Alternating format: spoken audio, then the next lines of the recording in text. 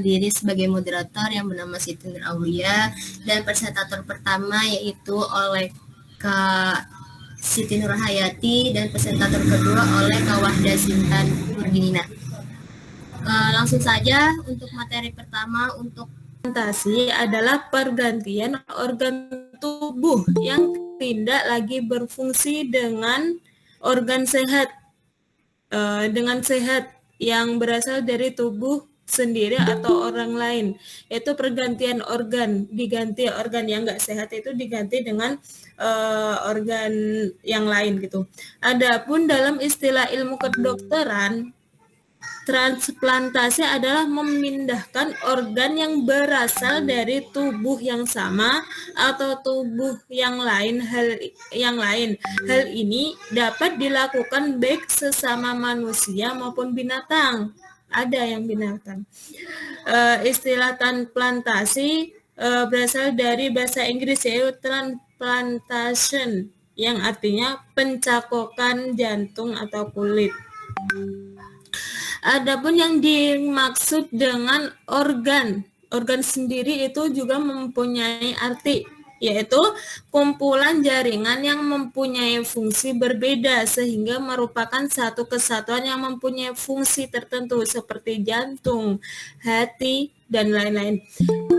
Sedangkan tujuan dari pencakokan organ tubuh tadi adalah sebagai usaha terakhir pengobatan bagi yang bersangkutan yang mempunyai sakit gitu.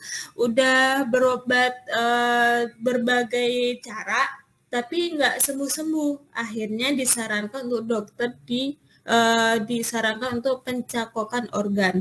Setelah berbagai usaha tersebut dilakukan dengan pengobatan mengalami kegagalan yang dilakukan untuk mempertahankan eksistensi manusia.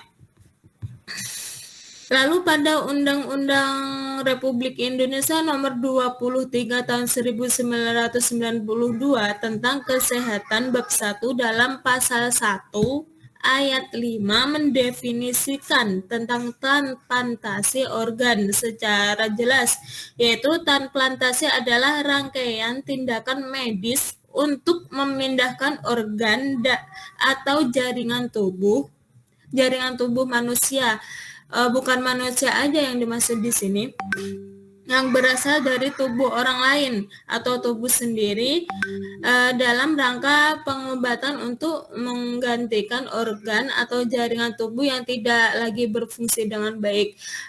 Ada orang mempunyai kelainan, mempunyai sakit yang parah gitu, udah diobatin dengan berbagai hal, berbagai cara, itu nggak sembuh-sembuh, akhirnya usaha terakhir dengan apa? Dengan transplantasi tersebut.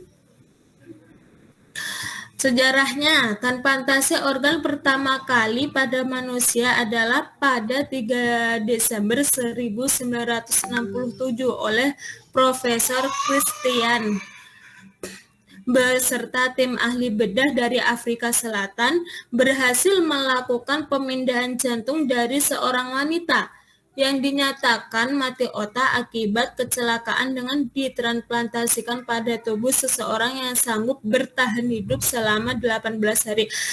Si wanita itu kecelakaan, akhirnya ada orang yang menolong dia, yang membantu relawan untuk menolong si wanita tersebut untuk mentransplantasikan jantung, untuk pencakokan jantung itu.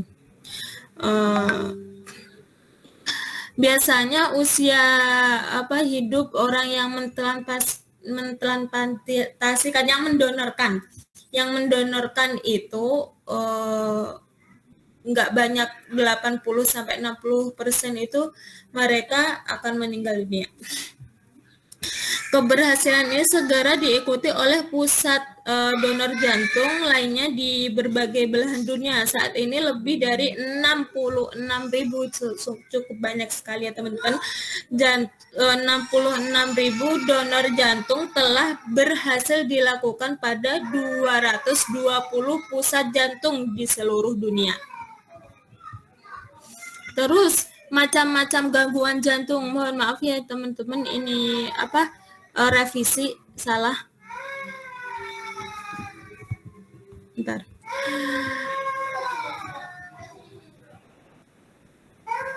Ada berbagai penyakit jantung, yaitu macam-macam penyakit jantung. Yang pertama, penyakit jantung koroner terjadi ketika arteri yang masuk bakteri itu yang masuk darah ke jantung mengeras dan menyempit. Kondisi ini dipicu oleh penumpukan kolesterol dan pembekuan darah di arteri. Yang kedua, serangan jantung. Ini yang biasanya kita ketahui. Kondisi darurat yang terjadi ketika suplai darah jantung tersumbat total, sehingga menyebabkan kerusakan pada sel-sel otot jantung. Jantung itu juga mempunyai otot. Serangan jantung biasanya disebabkan oleh orang yang mempunyai penyakit jantung koroner. Aritmia, gangguan irama jantung atau yang disebut dengan gangguan irama jantung. Irama jantung pada penderita aritmia bisa terlalu cepat, terlalu lambat, atau tidak teratur, nggak konsisten, nggak terkontrol detak jantungnya. Terus kardiomiopati, nggak usah aku bacakan semua ya teman-teman, ini ada 9. Ada gagal jantung, ada penyakit jantung bawaan. Penyakit jantung bawaan itu juga ada. Merupakan kelainan jantung yang terjadi sejak lahir. Ada ya. Kelainan ini dapat terjadi pada dinding jantung, katup jantung, pembuluh darah dekat jantung, atau kombinasi dari semua kelainan tersebut. Terus yang ke-7, penyakit katup jantung. Yang ke-8, endokarditis. Yang ke-9, tumor jantung. Jantung juga bisa juga bisa tumor. Terus hukumnya. Hukum pencakokan jantung. Pada zaman Nabi itu udah ada, tapi belum dinamakan pencakokan. Tapi bukan pencakokan jantung di zaman Nabi, tapi pencakokan organ.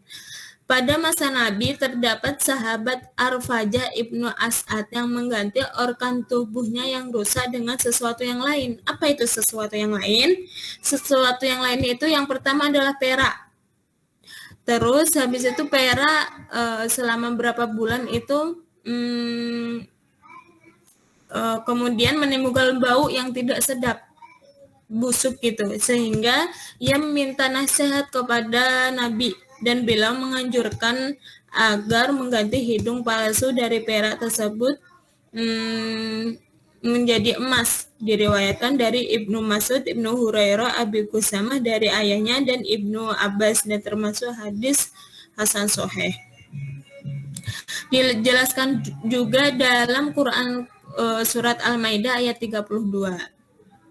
Yang di situ yang artinya, oleh karena itu kami menetapkan suatu hukum bagi Bani Israel bahwa siapa yang membunuh seseorang bukan karena orang yang dibunuh itu telah membunuh orang lain atau karena telah berbuat kerusakan di bumi, maka seakan-akan dia telah membunuh semua manusia. Sebaliknya, siapa yang memelihara kehidupan seseorang manusia, dia seakan-akan telah memelihara semua manusia. Sesungguhnya Rasul kami benar-benar telah datang kepada mereka dengan membawa keterangan-keterangan yang jelas. Kemudian sesungguhnya banyak di antara mereka setelah itu melampaui batas di bumi. Maaf ya teman-teman, berisik. Profesor Dr. Muhammad Quraisy menafsirkan ayat tersebut mengatakan bahwa persoalan transplantasi atau donor jantung, baik dari donor hidup maupun donor yang telah meninggal, ada beberapa prinsip dan kesepakatan dalam bidang hukum agama yang berkaitan dan dapat membantu mereka menemukan pandangan Islam. Persoalannya apa aja? Yang pertama, Agama Islam bertujuan memelihara agama jiwa, akal, kesehatan, dan harta benda umat manusia. Yang kedua, anggota badan dan jiwa manusia merupakan milik Allah yang dianugerahkannya untuk dimanfaatkan, bukan untuk disalahgunakan atau diperjualbelikan. Kalau transplantasi jantung itu untuk bertujuan untuk memelihara agama, jiwa, akal, kesehatan, dan harta benda umat manusia, itu dibolehkan. Profesor Quraisyhab menafsirkan, tapi kalau untuk disalahgunakan atau diperjualbelikan itu tidak boleh. Penghormatan dan hak yang ketiga, penghormatan dan hak-hak asasi yang dianugerahkan mencakup seluruh manusia tanpa membedakan ras atau agama. Orang Kristen membantu transplantasi orang Islam boleh, begitupun sebaliknya.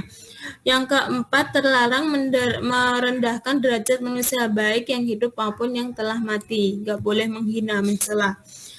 Terus yang kelima, jika bertentangan kepentingan antara orang yang hidup dan orang yang telah wafat, maka didahulukan kepentingan orang yang hidup.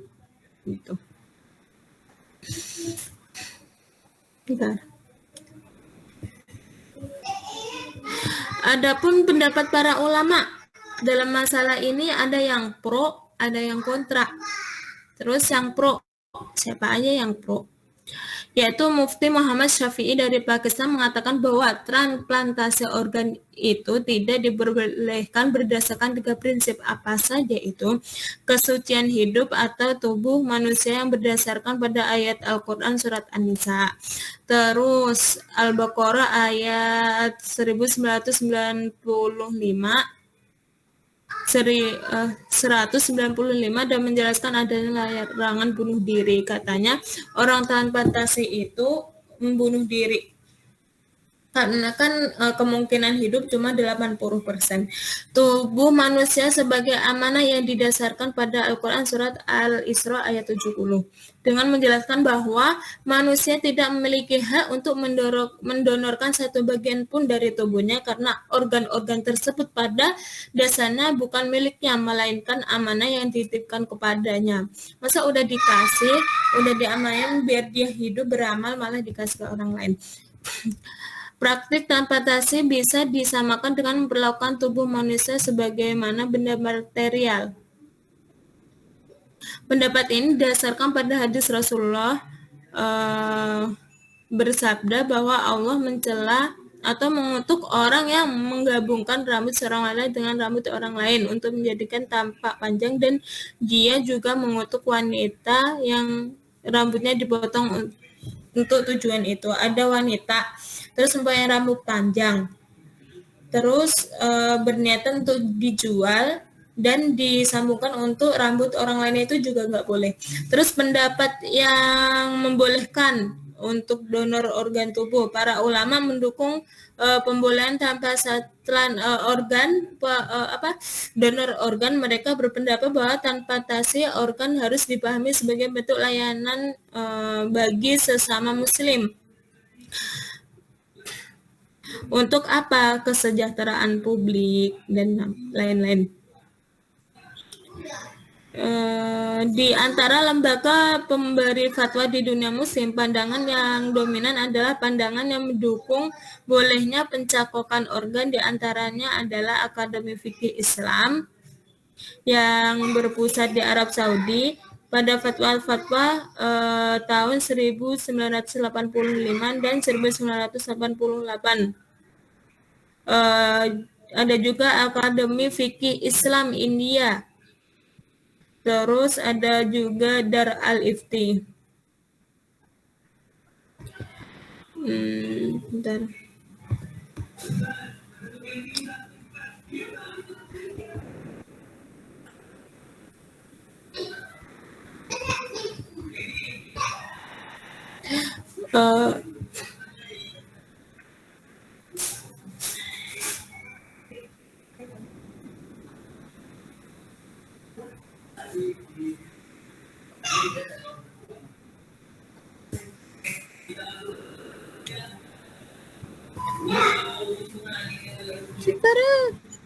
Ibnu Nujaim Ibnu Nujaim dan Ibnu Abidin, dua tokoh mazhab Hanafi, berpendapat bahwa organ tubuh manusia dari manusia yang masih hidup tidak boleh untuk dimanfaatkan dengan tujuan penyembuhan manusia lain.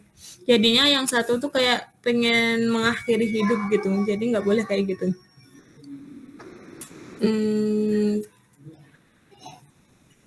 Ada juga Ibnu Qudamah, tokoh fikih mazhab Hambali, dan Imam Nawawi, tokoh fikih mazhab Syafi'i, mengenai transplantasi organ dari donor yang dijatuhi hukum mati. Jumhur ulama mazhab Hanafi, mazhab Maliki, mazhab Az-Zahiri berpendapat pengambilan organ tetap tidak diperbolehkan walaupun dalam keadaan yang mendesak. Ada pula ulama yang secara mutlak mengharamkan donor organ, yaitu Syekh Abdul Aziz bin Baz dan Syekh Muhammad Al-Utsmani. Cukup sekian materi dari saya kembalikan kepada moderator. Baik, untuk presentator selanjutnya kepada Kak Sinai, dipersilakan. Baik, terima kasih kepada moderator. Materi selanjutnya yakni pengertian cangkok ginjal sebagaimana telah dijelaskan oleh Kak Nina. Pengertian cangkok itu sama dengan cangkok jantung ya, cuma bedanya ini pemindahan organ ginjal dari tubuh satu ke tubuh yang lain. Di sini dalam proses cangkok ginjal ini terdapat 3 hal penting, yakni pertama itu pendonor, yaitu orang yang menyumbangkan organ tubuhnya kepada orang lain. Kemudian orang yang menerima organ tubuh dari pendonor. Yang ketiga ini adalah dokter yang ahli dalam melaksanakan operasi transplantasi. Di sini ada macam dan juga hukum cangkok ginjal. Yang pertama ini macam-macamnya ini ginjal yang berasal dari donor yang hidup. Maksudnya dari donor yang hidup ini, yakni si pendonor ini masih hidup dan ia ingin mendonorkan ginjalnya kepada orang lain. Di sini bisa mungkin dia emang karena dia kerabat, atau mungkin dia emang terhimpit kebutuhan ekonomi sehingga dia harus mencangkokkan ginjalnya kepada orang lain dengan dibayar. Tapi di sini hukum dari mendonorkan ginjal dari orang yang hidup, para ulama ini sepakat keharamannya karena berdasarkan dalil nasakh yang artinya janganlah kamu jatuhkan diri sendiri ke dalam kebinasaan dengan tangan sendiri. Di sini menurut Ali Hasan, ayat tersebut mengingatkan kepada kita agar tidak sembarangan atau ceroboh dalam berbuat sesuatu, apalagi yang beresiko tinggi. Kemudian menurut Abu Dinata di sini, donor memberikan salah satu ginjalnya kepada orang lain menyalahkan kodrat Allah, karena tidak mungkin Allah menciptakan ginjal hanya satu pasang tanpa ada manfaat dan hikmahnya. Ini sama halnya dengan menginginkan kebaikan tetapi menimbulkan keburukan lain. Kemudian yang kedua yakni ginjal yang berasal dari donor yang meninggal. Yakni pendonornya ini sudah meninggal dan ingin didonorkan kepada orang yang masih hidup. Di sini ada perbedaan pendapat. Ada yang mengatakan bahwasannya ia mubah dengan syarat pencangkokan ini dalam kondisi darurat dan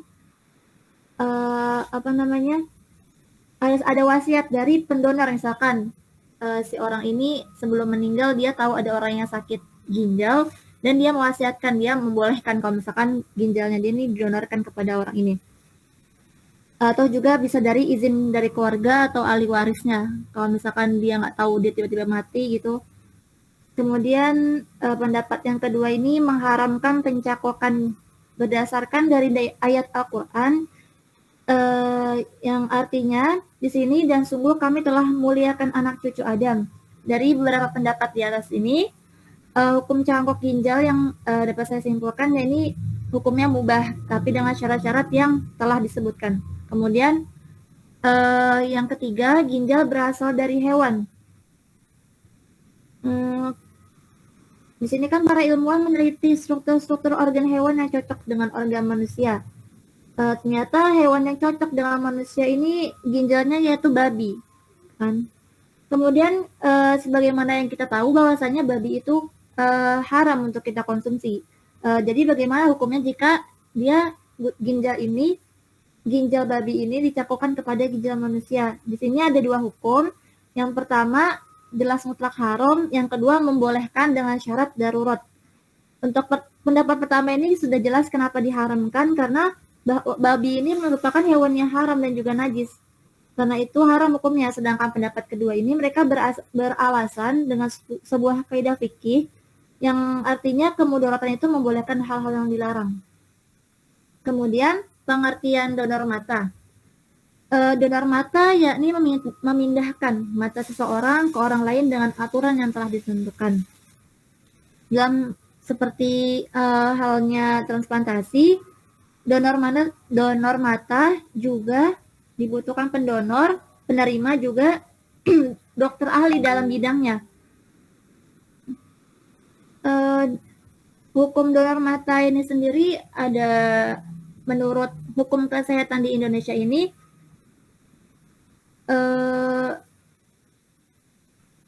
di sini menurut hukum kesehatan di Indonesia pendonor, jadi seseorang jika ingin mendonorkan organnya, ia hanya boleh mendonorkan satu ginjal, sebagian hati, pankreas, atau paru-paru. Ini terdapat dalam pasal 14 ayat 2 huruf A. Jadi hanya sebagian daripada ginjal, hanya sebagian organ hati, pankreas, atau juga paru-parunya. Sedangkan ini bagi yang masih hidup pendonornya. Jadi ketika ada orang yang masih hidup ingin mendonorkan itu, ia hanya boleh mendonorkan seginjal, sebagian hati, pankreas, atau paru-paru. Sedangkan apabila pendonor ini sudah meninggal, maka ia boleh mendonorkan bagian tubuhnya tanpa terkecuali dengan aturan yang ada. Namun di sini jelaskan bahwasanya donor mata ini boleh dilakukan di Indonesia dengan ketentuan yang ketat. Donor mata tidak boleh dilakukan terhadap orang yang hidup, sedangkan untuk donor mata tidak termasuk di dalamnya. Kemudian donor mata menurut hukum Islam dilihat dari perspektif Islam bahwa orang yang masih hidup tidak boleh mendonorkan matanya karena organ tubuh yang digunakan bukanlah milik pengguna, sama seperti yang disampaikan Kak Nina bahwasanya mata ini, mata kita, jantung kita itu bukan hak kita gitu, melainkan hak milik Allah, sehingga tidak ada hak manusia untuk mendonorkan organ apapun. Sedangkan jika orang yang sudah meninggal, di sini ada dua pendapat.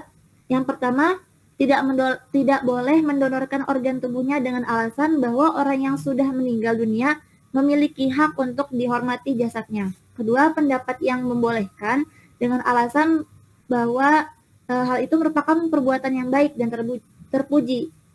Jadi di situ di pendapat yang membolehkan, di sini sama saja kita berbagi kebahagiaan kepada orang yang kita donorkan.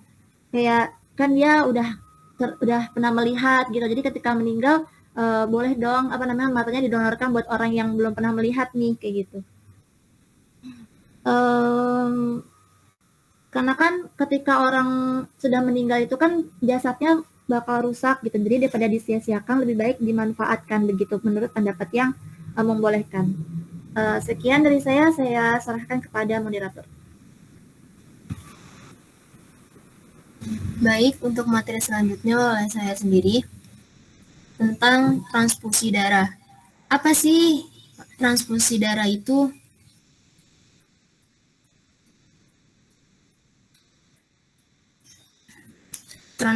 Transfusi darah adalah proses pengeluaran darah dari pendonor kepada penerima untuk meningkatkan kemampuan transportasi oksigen dari paru-paru ke jaringan tubuh, meningkatkan trombosit, dan meningkatkan pembekuan darah sesuai dengan kebutuhan pasien penerima darah donor. Transfusi darah juga sebagai prosedur medis yang relatif umum, meskipun aman, tapi banyak komplikasi yang didapatkan. Kegiatan transfusi darah ini mengkaji indikasi transfusi darah termasuk untuk populasi pasien khusus, persiapan para transfusi, dan potensi komplikasi transfusi darah. Selain itu, kegiatan ini menyoroti peran tim introprofesional dalam merawat pasien yang menjalani transfusi darah. transfusi darah sendiri ini bertujuan untuk mengembalikan volume darah normal, mengganti kekurangan komponen darah, meningkatkan oksigenasi, dan mempertahankan hemostasis darah, dan komponen yang digunakan untuk transfusi yang berupa whole blood atau darah lengkap, packet red trombosit, terus plasma beku segar atau fresh frozen plasma, dan kriopresipitat. Salah satu transfusi darah yang banyak digunakan pada praktik klinis yang transfusi trombosit. Jumlah transfusi trombosit di Amerika Serikat meningkat sebanyak 33% dari tahun 1997 hingga 2008. Selama tahun 2008 tercatat 2 juta dosis transfusi trombosit di Amerika Serikat, di mana 32% diberikan pada pasien hematologi onkologi. Di Inggris, kebutuhan transfusi trombosit meningkat sebesar 25% pada tahun 2015, yaitu sebanyak 275.000 dosis terapeutik dewasa. Unsur-unsur darah dan fungsinya. Darah tersusun dari kombinasi antara plasma darah dan sel-sel darah yang semuanya beredar di seluruh tubuh. Sel-sel darah ini kemudian dibagi lagi menjadi 3 jenis. Ada sel darah merah, sel darah putih, dan trombosit. Jadi secara keseluruhan, unsur darah manusia terdiri atas 4 macam, meliputi plasma darah, sel darah merah, sel darah putih, serta trombosit. Unsur-unsur semua itu memiliki tugas dan fungsinya masing-masing untuk mendukung kerja darah dalam tubuh. Yang pertama, plasma darah. Fungsinya itu plasma darah merupakan komponen darah yang berbentuk cairan. Plasma darah mengisi sekitar 55-60% dari volume darah dalam tubuh. Yang kedua, sel darah.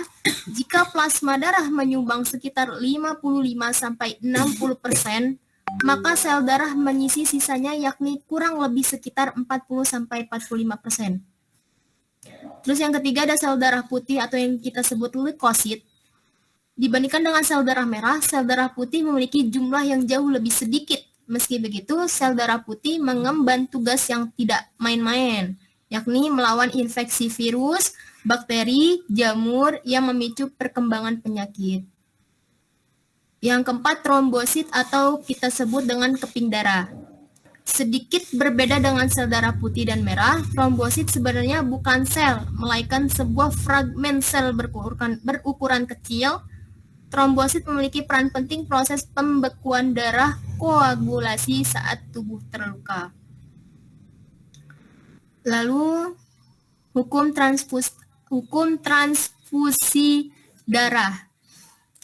Peraturan Pemerintah Republik Indonesia Nomor 18 Tahun 1980 tentang transfusi darah. Presiden Republik Indonesia menimbang bahwa usaha transfusi darah adalah merupakan bagian dari tugas pemerintah di bidang pelayanan kesehatan rakyat dan merupakan suatu bentuk pertolongan yang sangat berharga kepada umat manusia. Yang kedua, bahwa berdasarkan ilmu pengetahuan kedokteran, satu-satunya sumber darah yang paling aman untuk keperluan transfusi darah adalah darah manusia. Yang ketiga, bahwa pada waktu ini banyak diselenggarakan usaha transfusi darah dengan pola yang bermacam-macam, yang dapat membahayakan kesehatan baik terhadap para penyumbang maupun pemakai darah. Dan yang terakhir, bahwa oleh karena itu perlu ditetapkan peraturan pemerintah tentang transfusi darah, mengingat 1. Pasal 5 ayat 2 Undang-Undang Dasar 1945. Yang kedua, Undang-Undang Nomor 9 Tahun 1960 tentang Pokok-pokok Kesehatan Lembaga Negara Tahun 1960 Nomor 131 tambahan Lembaran Negara Nomor 2068. Yang ketiga, Undang-Undang Nomor 6 Tahun 1963 tentang Tenaga Kesehatan Lembaran Negara Tahun 1963 Nomor 79 tambahan Lembaran Negara Nomor 2576. Dan yang terakhir, Undang-Undang Nomor 7 Tahun 1963 tentang Farmasi, Lembaran Negara Tahun 1963 Nomor 81, tambahan Lembaran Negara Nomor 2580 memutuskan. Dalam peraturan pemerintahan ini yang dimaksud dengan transfusi darah adalah tindakan medis memberikan darah kepada penderita yang darahnya telah tersedia dalam botol atau kantong plastik. Yang kedua, Usaha transfusi darah adalah segala tindakan yang dilakukan dengan tujuan untuk memungkinkan penggunaan darah bagi keperluan pengobatan dan pemulihan kesehatan yang mencakup masalah-masalah pengadaan, pengolahan, dan penyampaian darah kepada orang sakit. Yang ketiga, darah adalah darah manusia atau bagian-bagiannya yang diambil dan diolah secara khusus untuk tujuan pengobatan dan pemulihan kesehatan. Yang keempat, penyumbang darah adalah semua orang yang memberikan darah untuk maksud dan tujuan transfusi darah. Dan yang terakhir, menteri adalah Menteri Kesehatan Republik Indonesia. Lalu dari sisi nilai ibadah, donor darah merupakan kebajikan yang sangat mulia di mata agama. Sesuai ajaran Islam, donor darah termasuk implementasi perintah Allah untuk saling menolong sesama manusia. Sebagaimana firman-Nya dalam Quran Surah Al-Maidah ayat 2, artinya, dan tolong-menolonglah kamu dalam kebajikan dan takwa, dan jangan tolong-menolong dalam berbuat dosa dan pelanggaran, dan bertakwalah kamu kepada Allah, sesungguhnya Allah amat berat siksanya. Lalu pada Quran Surah Al-Maidah ayat 32, وَمَنْ أَحْيَاهَا فَكَأَنَّمَا أَحْيَا النَّاسَ جَمِيعًا. Artinya, dan barang siapa yang memelihara dan menyelamatkan kehidupan seorang manusia, maka seolah-olah dia telah memelihara kehidupan manusia semuanya. Nah, ayat di atas ini menunjukkan keharusan adanya kesatuan umat dan kewajiban mereka masing-masing terhadap yang lain, yakni harus menjaga keselamatan hidup dan kehidupan bersama, menjauhi hal-hal yang membahayakan orang lain. Menurut Syekh Atiyah Muhammad Salim mengatakan bahwa dengan semakin banyak orang yang melakukan transfusi darah atau bahkan donor darah, maka sampai dibukalah bank darah. Jadi bank itu bukan bank fulus aja ya teman-teman, karena perempuan yang tahu tuh bank fulus, yaitu bank yang khusus menangani dan menghimpun darah dari berbagai sumber kemudian ditransfer ke rumah sakit, sehingga hal ini darah seakan sudah menjadi barang dagangan gitu atau komoditi gitu ya.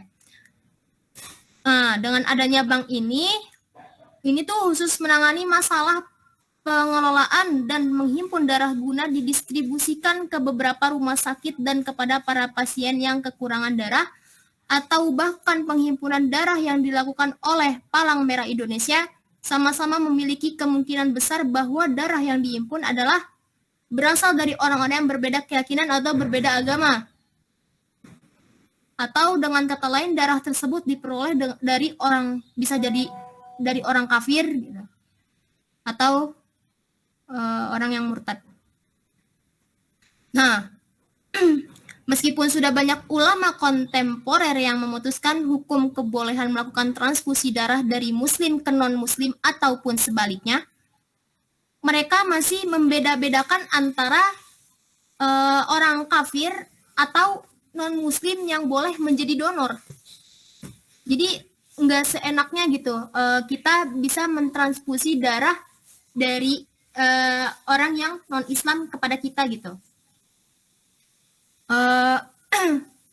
Nah, yang bukan orang yang muhadarodam atau kafir harbi, atau dengan kata lain orang kafir tersebut adalah masumu adam, kafir dimi dan kafir muahad, itu tidak boleh. Nah, sebagian pendapat fuqaha yang melarang praktik donor darah dalam kondisi ikhtiar atau dia tuh tidak ada kebutuhan mendesak gitu. Artinya dia normal-normal aja gitu. Pendapat Mufti Syafi' dari Pakistan dalam Ibrahim berpendapat bahwa donor darah dalam kondisi biasa hukumnya haram. Sebab darah merupakan bagian yang tidak bisa dipisahkan dari tubuh manusia, maka dari itu pengambilannya itu bisa disamakan dengan upaya mengubah ciptaan Allah. Lalu,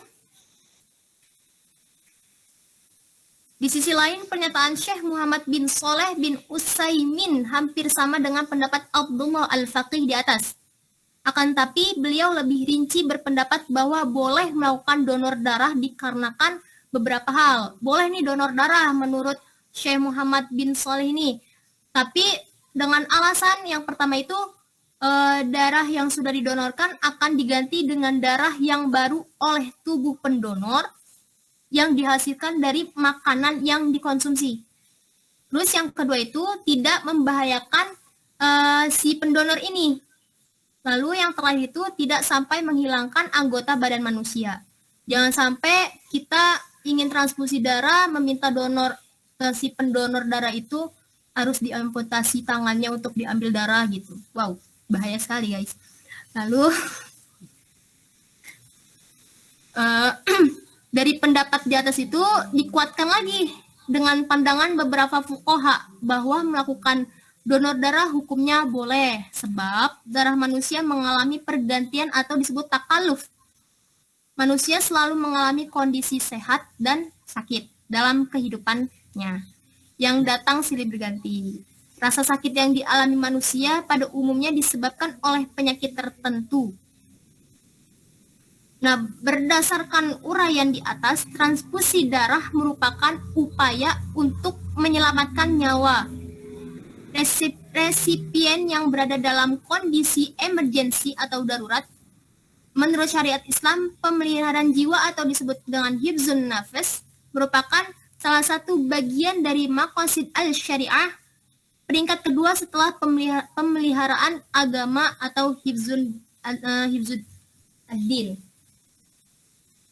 Karena itu, transfusi darah pada dasarnya dibolehkan oleh Islam.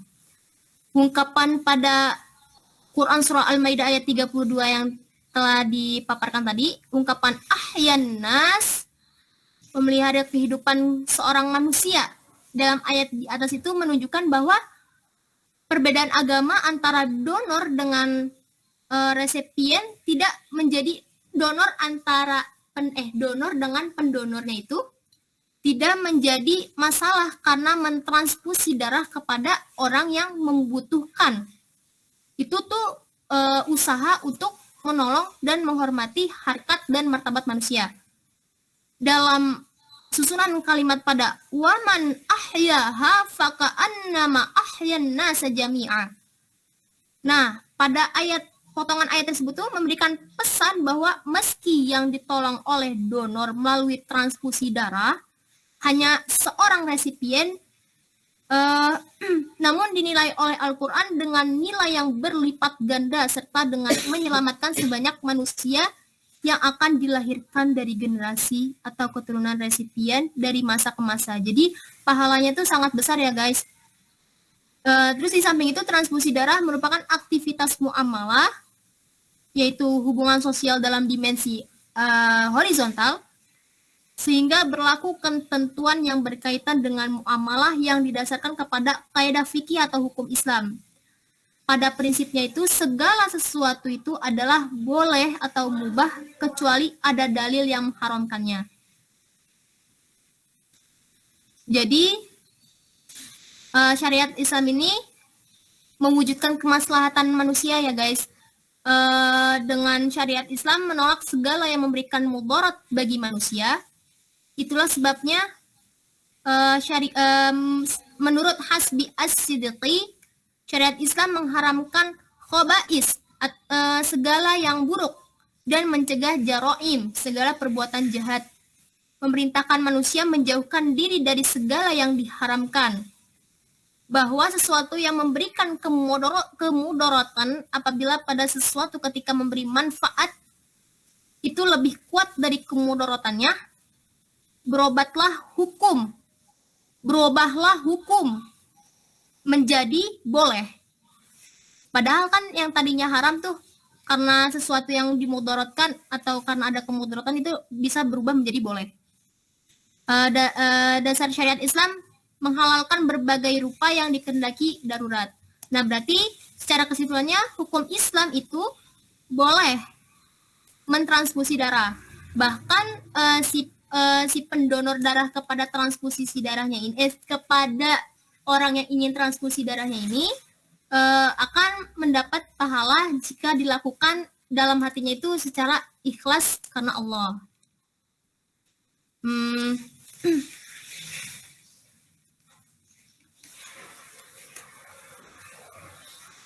Sekian presentasi dari kami. Jika ada pertanyaan, kami sediakan jawaban, bukan harapan, karena kami di sini untuk presentasi, bukan mengisi hati yang sunyi. Baik, kita buka diskusi, forum diskusi. Yang ingin menyanggah atau menambahkan atau yang ingin bertanya dipersilakan.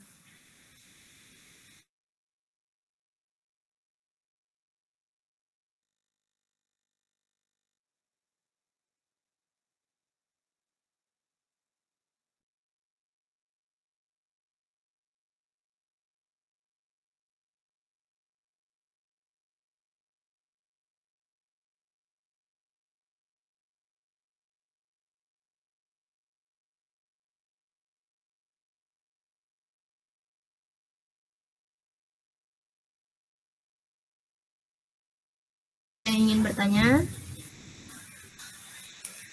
atau cukup atau pada ngantuk atau udahin aja jinnya.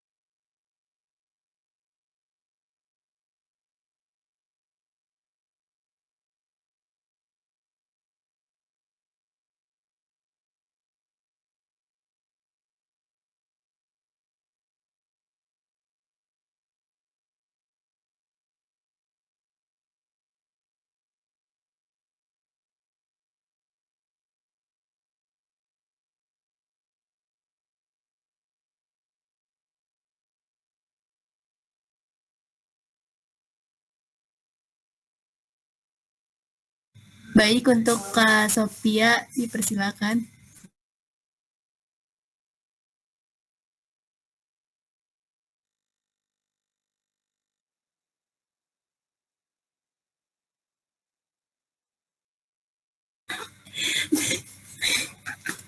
Saya mau bertanya, Kak,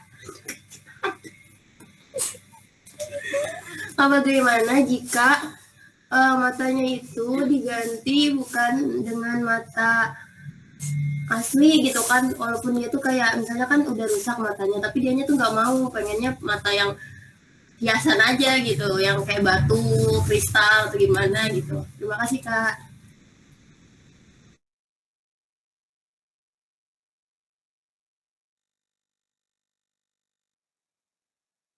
Boleh diulang Kak Sophie, maksudnya tadi batu kristal apa ya?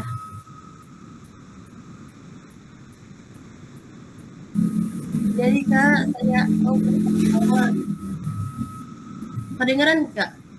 Kedengaran. Jadi kan misalkan ada orang matanya tuh udah rusak satu, tapi tuh dia mah nggak mau gantinya tuh sama mata yang lain, dia mau pengennya tuh hiasan gitu kayak batu kristal atau apa gitu ya. Kak, terima kasih.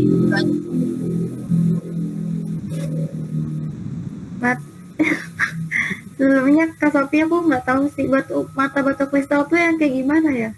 Ini mungkin maksud Sofi tuh apa ya?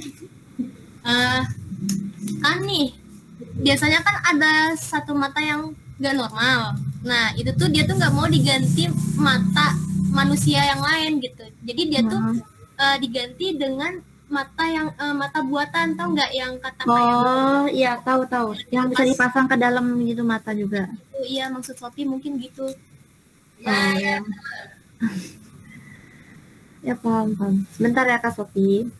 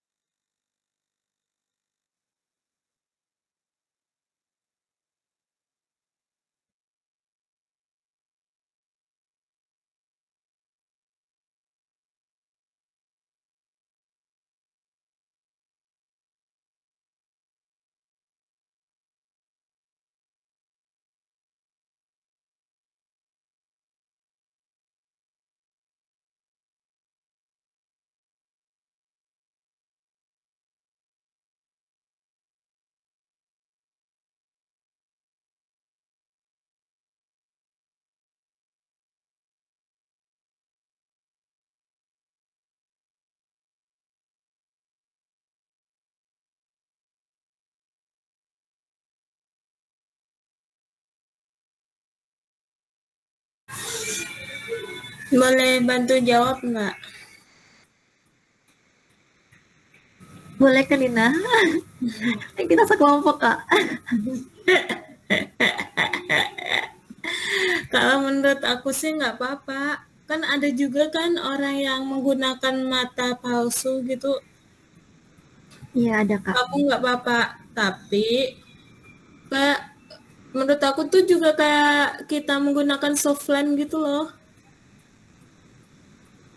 Jadi kalau kita nggak menjaga kebersihan dan ada waktunya kita berapa jam maka mata palsu atau pakai softline kayak gitu sih menurut aku sama aja kayak memakai softline gitu. Jadi kesimpulannya berarti mengubah ya Kak.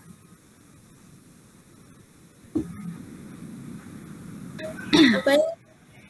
Maksudnya berarti kesimpulannya hukum pakai bola mata palsu itu juga dihukumi mubah. Ya boleh-boleh aja. Oh, baik Kak, terima kasih. Iya. Baik, ada lagi yang ingin bertanya?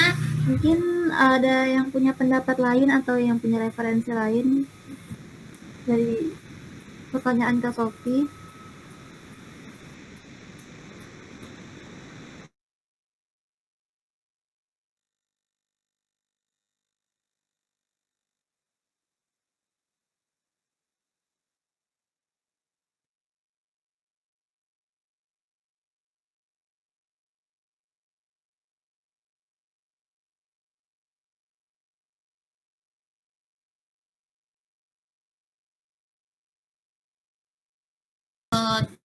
Tidak ada yang ingin bertanya? Kakak, saya mau nanya.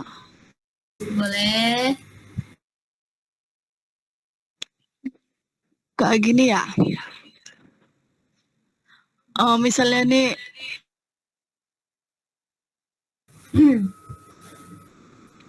misalnya tuh ada orang ya, si Fulanah gitu, misalnya dia berwasiat sebelum meninggal gitu.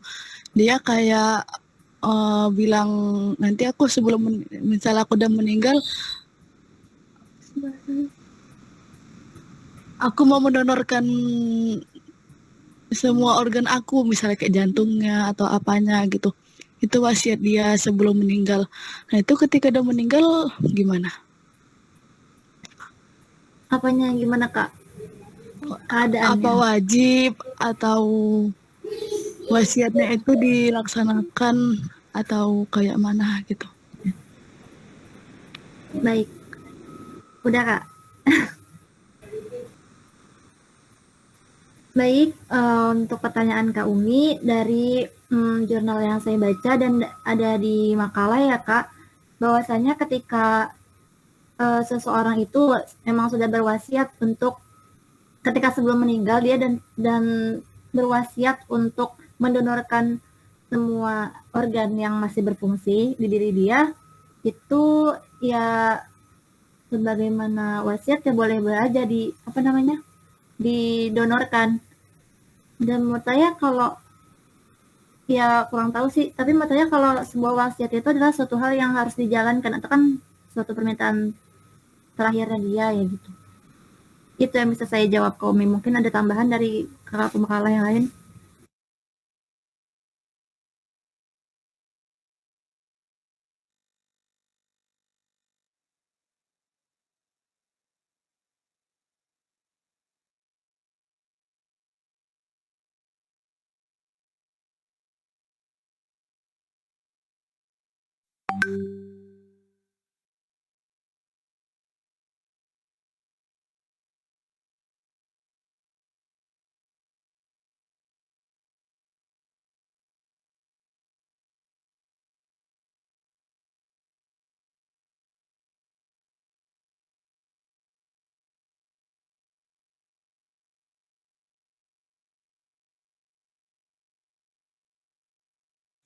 Kak, berarti boleh ya jawabannya gitu. Harus menjalankan wasiatnya gitu. Sepengetahuan saya, menurut jurnal yang saya baca, di situ dihukumi mubah Kak. Iya benar dihukumi mubah sesuai dengan wasiat. Gitu. Begitu Kak Dini. Oh, oke. Baik. Bentar. Tapi kalau menurut aku ya, wasiat itu emang wajib ya, wajib dijalankan.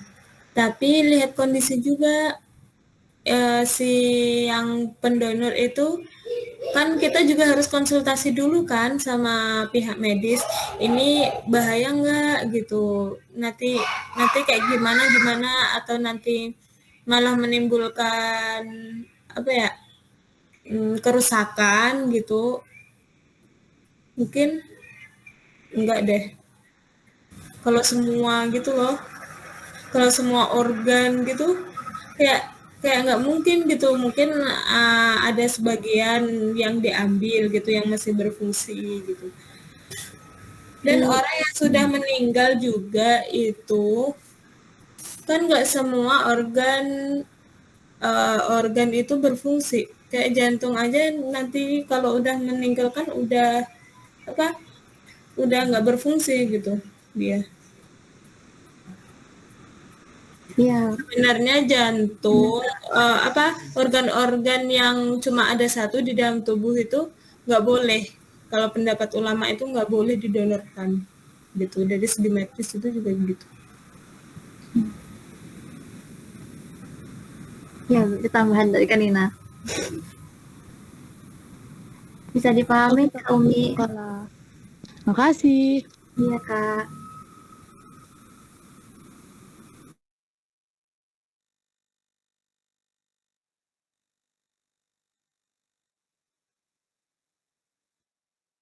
Teman-teman mungkin masih ada yang ingin bertanya atau kita sudahi?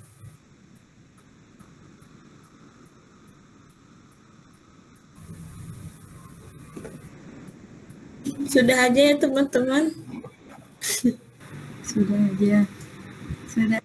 Boleh diudahin nggak Kak Sofi?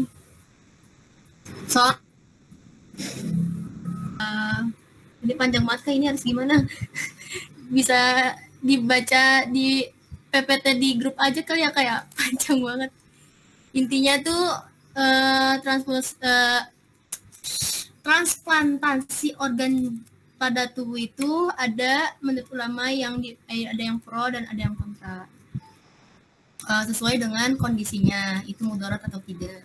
Baik, cukup sekian dari kami kelompok 8. Kurang lebihnya mohon maaf. Wabillahi taufiq wal hidayah. Wassalamualaikum warahmatullahi wabarakatuh. Waalaikumsalam warahmatullahi wabarakatuh.